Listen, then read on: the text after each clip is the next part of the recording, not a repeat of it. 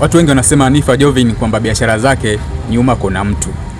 Ni kweli wala si uongo. Nyuma kuna mtu kweli ambaye anamfanya yeye anafanya haya yote, anafungua biashara nyingi na biashara aliyoanza mpaka sasa hivi, na amefungua maduka kibao kupitia nguvu ya hiyo watu wanaosema. Na huyo mtu leo mimi kusema kweli naweza nikamtaja. Siogopi chochote na siogopi lolote. Niko tayari kumtaja. Atakayechukia achukie, watakao furahi wafurahie. Mtu anamwezesha, kuna mtu anampa nguvu. Huwezi kufanya kitu chochote bila kupewa nguvu na mtu yoyote.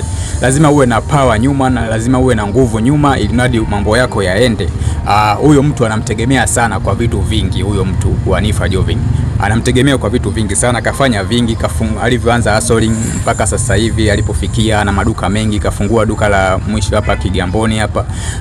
Yaani mengi sana anayoyafanya, kuna mtu kweli nyuma, na hiyo nguvu ni kubwa sana aliyokuwa nayo Nifa ambaye anamtegemea huyo mtu. Na huyo mtu leo mimi kusema kweli naweza nikamtaja. Siogopi chochote na siogopi lolote. Niko tayari kumtaja.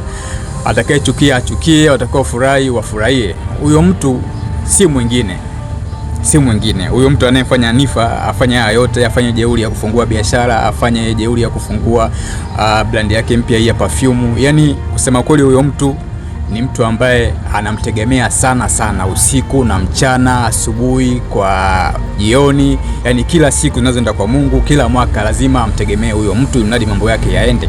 Na mtu huyo si mwingine isipokuwa ni Mwenyezi Mungu peke yake. Allah Subhanahu wa Ta'ala ndio tegemezi la Nifa na ndiye anayempa nguvu Nifa kufanya haya yote. Bila yeye hawezi kufanya haya yote. Bila nguvu ya Mwenyezi Mungu hawezi kufanya haya yote. Kwa nguvu ya Nifa kufungua biashara, kufungua cosmetics, kufungua sijui perfume yake mpya, ni nguvu ambaye anaitegemea kutoka kwa Mwenyezi Mungu na si mwanadamu peke yake. Nadhani leo tumeelewana na nimefungua kwa ukubwa zaidi ili mjue huyo mtu ambaye anampa nguvu Nifa ni Mwenyezi Mungu peke yake na si mwingine. Kama kuna maswali, nakaribisha maswali.